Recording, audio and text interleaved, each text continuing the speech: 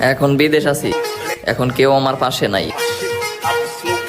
একটা কথা আমি গলায় ছুরি ধরলেও বলবো, আমার বাবার রক্তের একটা মানুষ আমার কাজে লাগে নাই।